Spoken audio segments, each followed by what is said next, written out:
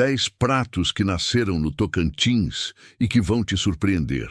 O Tocantins é o estado mais novo do Brasil.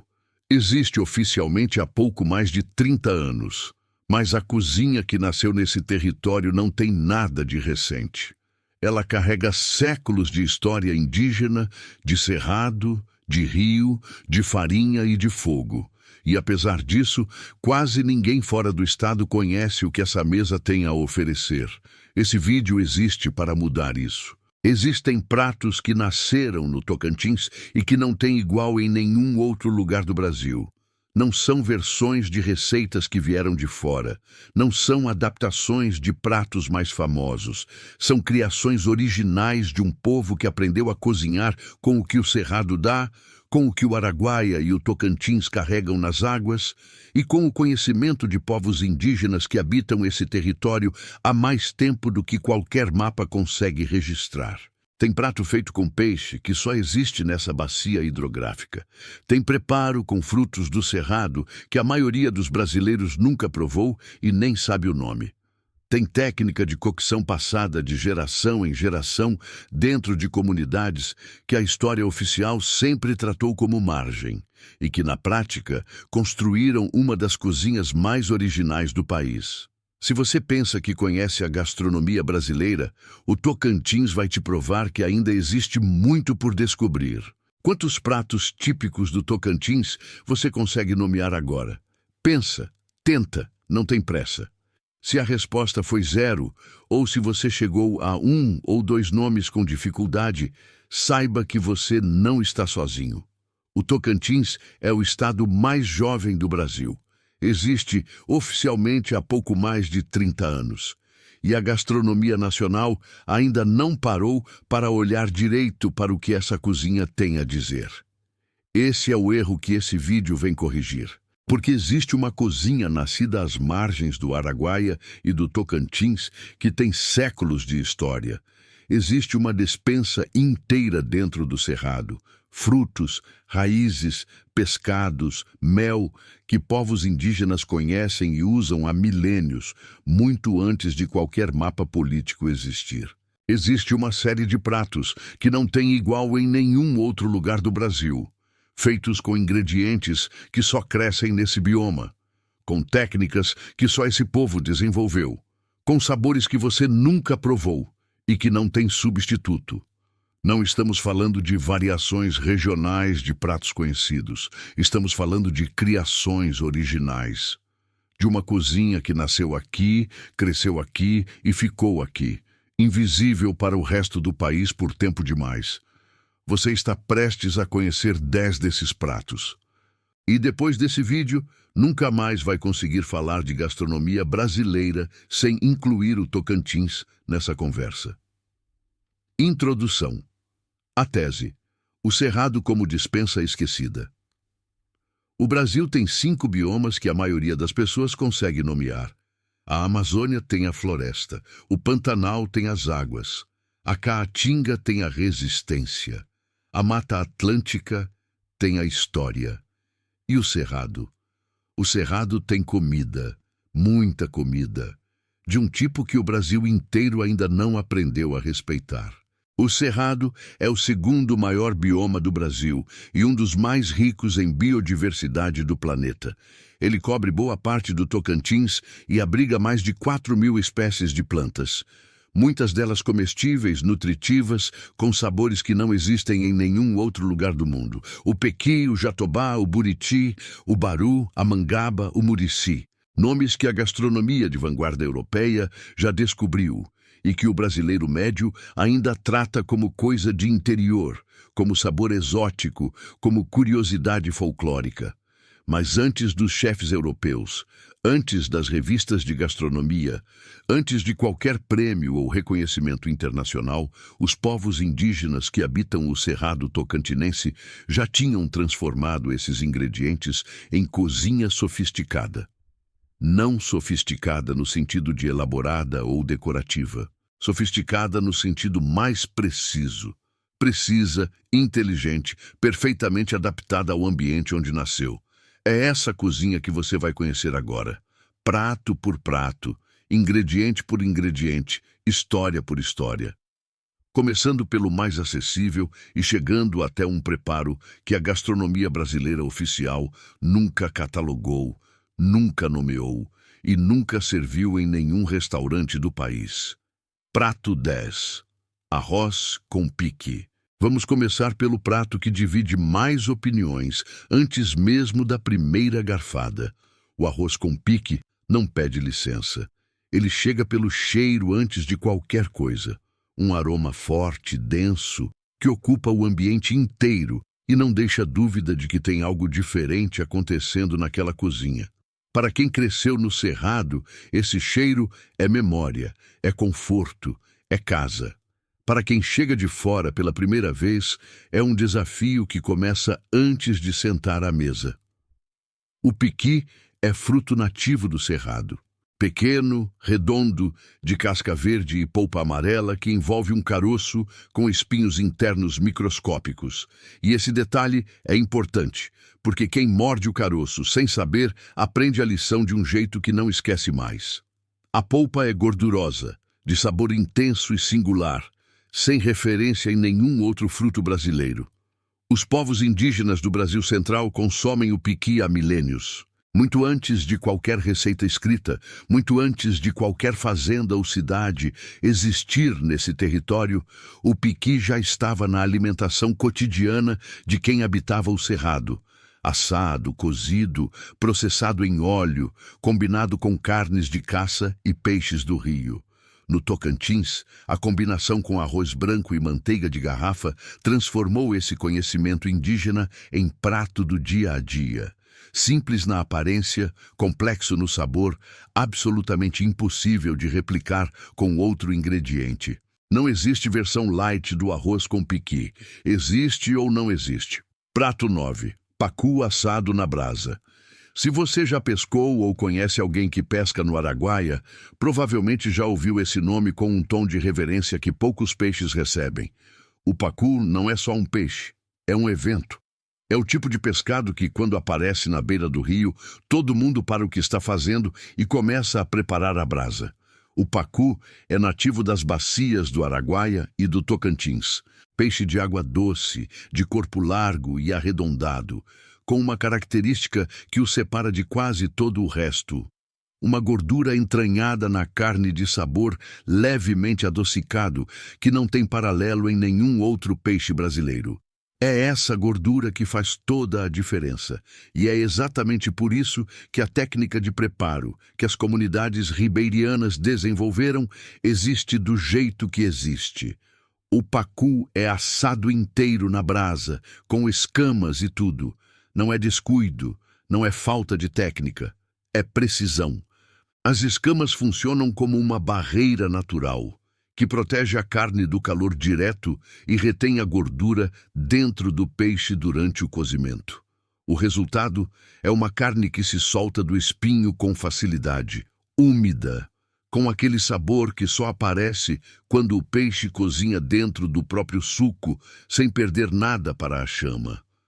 Fora da bacia do Araguaia e do Tocantins, esse prato não existe. Não porque ninguém tentou, mas porque o peixe que ele precisa para existir só nada nessas águas. E algumas coisas só fazem sentido no lugar onde nasceram. Prato 8.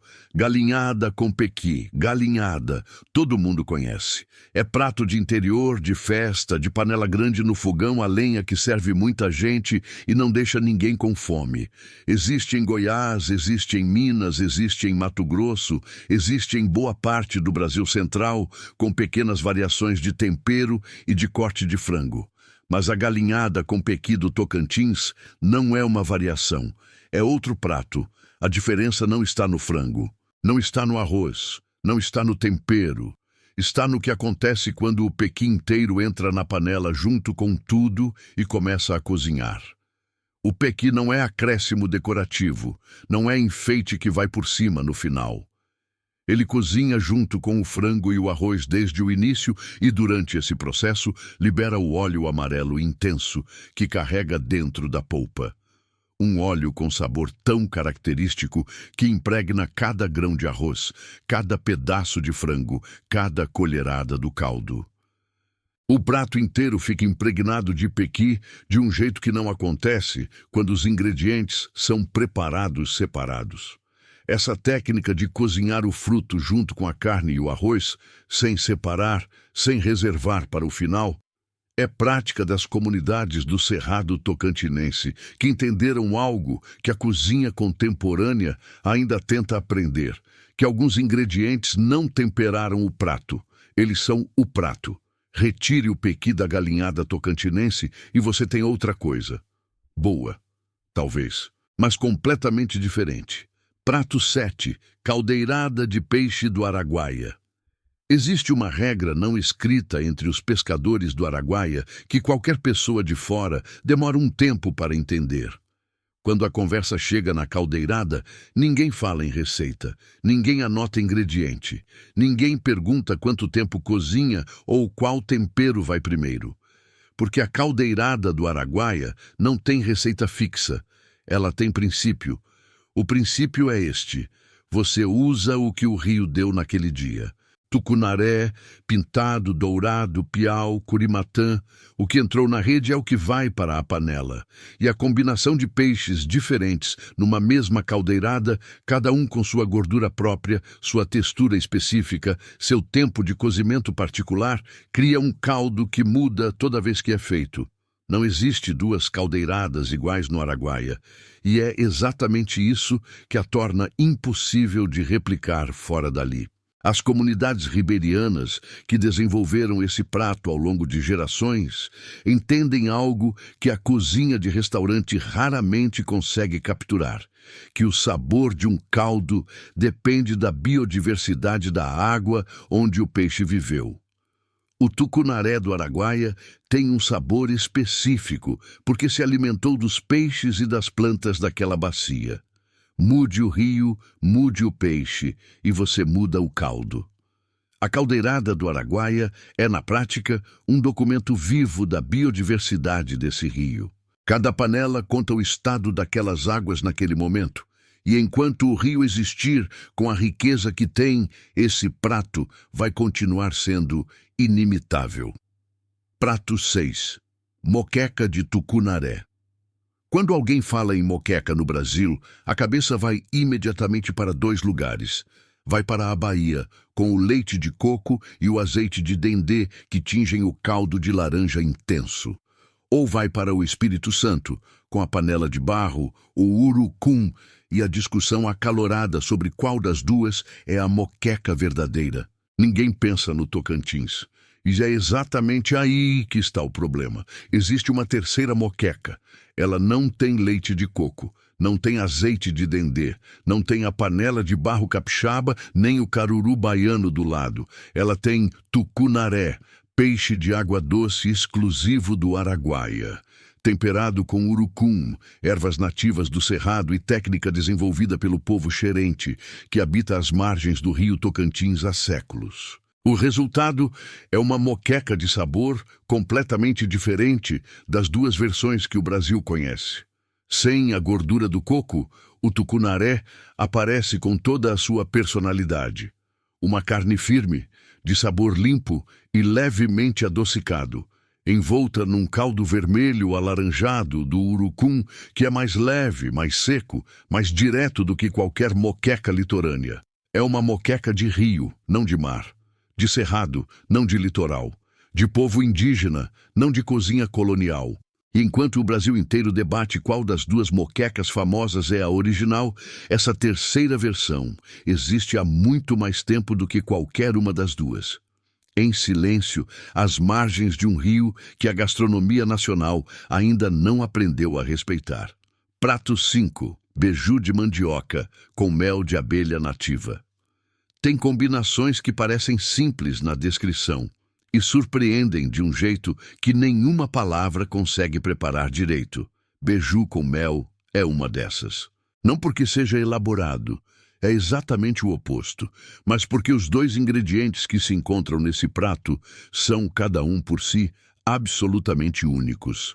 O beiju é uma das preparações indígenas mais antigas do Brasil. Feito com goma de mandioca, a fécula úmida que fica depois de espremer a massa ralada, assado em chapas sem gordura, sem fermento, sem nenhum ingrediente além da própria goma. O resultado é uma espécie de disco fino, levemente crocante nas bordas e macio no centro, de sabor neutro que funciona como tela em branco para o que vier por cima. O que vem por cima, no Tocantins, é mel de abelha nativa sem ferrão. E esse detalhe muda tudo. As abelhas nativas sem ferrão do Cerrado, a jataí, a mandaçaia, a uruçu, produzem um mel completamente diferente do mel comercial que você conhece. É mais líquido, mais ácido, com notas florais específicas que resultam diretamente das flores do Cerrado que essas abelhas visitam. Não existe esse mel fora desse bioma, porque não existem essas flores fora desse bioma. A gastronomia europeia de vanguarda já descobriu esse mel e o trata como ingrediente raro de alto valor. Chefes de Copenhague e Paris já o usam em menus de degustação que custam centenas de euros. No Tocantins, ele é passado no beiju na beira do fogão, sem cerimônia, como sempre foi. Prato 4. Caldo de piranha. Poucas palavras na língua portuguesa carregam tanto peso de imaginário quanto a palavra piranha. É o peixe que o cinema transformou em monstro, que o turismo transformou em atração, que o senso comum transformou em perigo. Todo mundo tem uma opinião sobre piranha. Quase ninguém pensou em colocá-la numa panela. Os pescadores do Araguaia pensaram. Há muito tempo. O caldo de piranha é prato ribeirinho com uma história que começa na necessidade e termina na reputação. A piranha é peixe abundante no Araguaia, presente em qualquer trecho do rio, fácil de pescar, impossível de ignorar. As comunidades que vivem às margens desse rio entenderam cedo que abundância não é problema, é oportunidade, e desenvolveram uma forma de cozinhar esse peixe que extrai o máximo do que ele tem a oferecer. A piranha é cozida inteira, com cabeça, com espinha, com tudo, não por falta de técnica, mas porque é exatamente a cabeça e a espinha que liberam o colágeno que transforma a água num caldo denso, gelatinoso, de cor dourada intensa e sabor profundo que nenhum filé sozinho conseguiria produzir. Os pescadores do Araguaia tratam esse caldo como restaurador.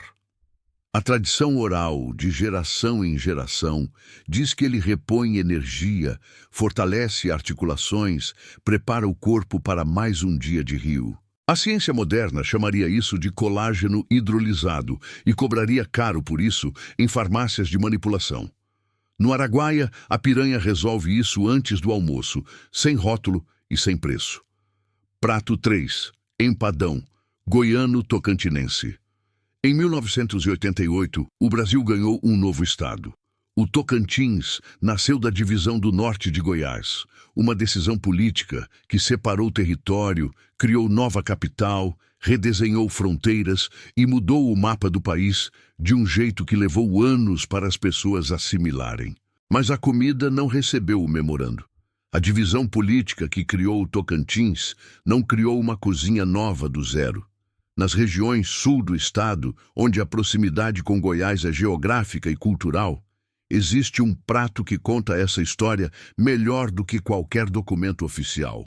O empadão que os tocantinenses do sul chamam de seu, mas que carrega na massa, no recheio e na técnica uma herança goiana que 30 anos de fronteira política não apagaram. O empadão é prato de festa no Brasil Central. Massa amanteigada, recheio generoso de frango com pequi, guariroba ou lombinho, bordas altas que seguram tudo junto dentro de uma forma que parece maior do que deveria. Em Goiás, é símbolo. No sul do Tocantins, também é. Mas com adaptações que foram acontecendo silenciosamente ao longo das décadas, incorporando ingredientes específicos do cerrado tocantinense que a versão goiana original não usa. O que esse prato revela é algo que a gastronomia raramente discute, que identidades culinárias não seguem divisas políticas. A comida continua atravessando fronteiras muito depois que os mapas foram redesenhados, carregando memória de um lugar para outro sem pedir autorização a nenhum governo. O empadão do sul do Tocantins é goiano e tocantinense ao mesmo tempo, e não tem o menor problema com isso. Prato 2. Farofa de Jatobá. Existe um ingrediente no Cerrado tocantinense que é, ao mesmo tempo, um dos mais antigos alimentos do Brasil e um dos mais desconhecidos fora do bioma onde nasceu. Um ingrediente que comunidades indígenas e quilombolas usam há séculos, que a ciência moderna recentemente descobriu ter um perfil nutricional extraordinário e que chefes europeus de restaurantes estrelados já estão colocando em menus de degustação, enquanto o Brasil ainda não sabe pronunciar o nome direito. O jatobá é árvore nativa do Cerrado, alta, de casca grossa e fruto em forma de vagem que, quando seco e processado, produz uma farinha de cor castanha, sabor levemente adocicado e terroso, com aroma que lembra cacau misturado com especiaria. Não tem referência exata em nenhum outro ingrediente, é um sabor que só existe aqui. As comunidades indígenas e quilombolas do Tocantins desenvolveram com essa farinha uma farofa que vai muito além do acompanhamento. A farinha de jatobá tem fibras, proteínas e compostos antioxidantes em concentrações que a farinha de mandioca comum não chega perto. É alimento de sustento real, de energia longa, do tipo que um dia de trabalho no Cerrado exige. Enquanto a gastronomia internacional descobre o jatobá e o trata como superalimento exótico do Brasil, as comunidades que o cultivam e processam há gerações continuam fazendo a mesma farofa de sempre. Sem reconhecimento, sem mercado, sem o crédito que o ingrediente que criaram merece, o mundo está chegando ao jatobá. Ele só ainda não sabe que o Tocantins chegou primeiro. Prato 1. Peixe moqueado na folha de bananeira pelos caiapo. Chegamos ao prato que não tem nome em português. Não porque ninguém tenha tentado traduzir, mas porque traduzir seria reduzir. E esse preparo não cabe em nenhuma categoria que a gastronomia brasileira oficial criou até hoje. O povo caiapo habita as margens do Araguaia há mais de 2000 anos. É um dos povos indígenas de maior presença cultural no Brasil Central, com uma relação com o rio e com o cerrado que vai muito além do que qualquer pesquisador de fora conseguiu documentar completamente. E dentro dessa relação, existe uma preparação de peixe, que é possivelmente uma das mais sofisticadas e originais do continente americano. O peixe, tucunaré, dourado ou pintado, dependendo da estação, é temperado com urucum fresco, ervas específicas do cerrado que os caiapo conhecem pelo nome e pela função, e resina de árvores nativas que adiciona um defumado suave e uma camada de sabor que nenhum tempero industrializado consegue imitar. É embrulhado em folha de bananeira com precisão, fechado de forma que o vapor não escape e colocado diretamente sobre a brasa por horas. O resultado é um peixe que cozinhou dentro do próprio vapor, impregnado das ervas e da resina, com uma textura que se desfaz sem esforço e um sabor que carrega o cerrado inteiro em cada pedaço. Esse prato nunca foi servido em nenhum restaurante, nunca foi fotografado para nenhuma revista de gastronomia. Nunca recebeu nenhum prêmio, nenhuma menção, nenhum reconhecimento oficial de nenhuma instituição culinária do país. Ele simplesmente existe, dentro de uma cultura viva, às margens de um rio que o Brasil ainda não aprendeu a ouvir.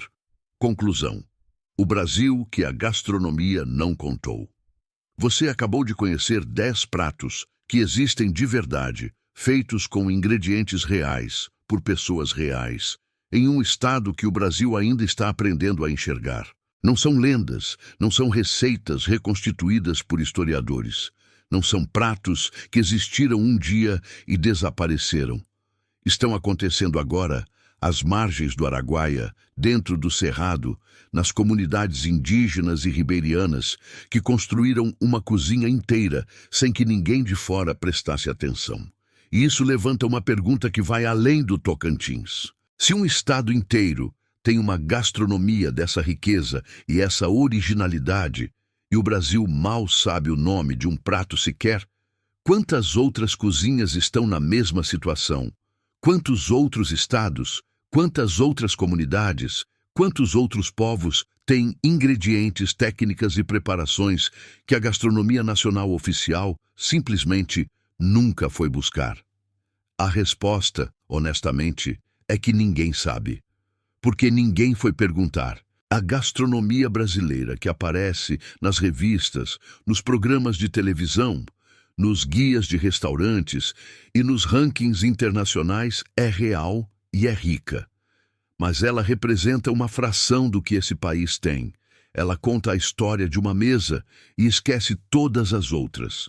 Ela nomeia alguns ingredientes e ignora centenas. O Tocantins não é exceção. É exemplo. É o estado que, por ser o mais novo, talvez seja o mais fácil de perceber que ficou de fora da narrativa. Mas a narrativa incompleta não começou com ele e não termina nele. O que esse vídeo pede não é que você visite o Tocantins, embora isso não seja uma má ideia. O que ele pede é que você passe a fazer uma pergunta diferente quando sentar à mesa. Não só o que está sendo servido, mas quem fez, de onde veio e quem nunca recebeu crédito por isso. A comida mais honesta do Brasil não está nos restaurantes mais famosos. Está nas margens dos rios, nas beiras do cerrado, nas mãos de quem cozinha sem plateia e sem reconhecimento, com ingredientes que o mundo inteiro ainda vai descobrir. E o Tocantins é só o começo dessa história.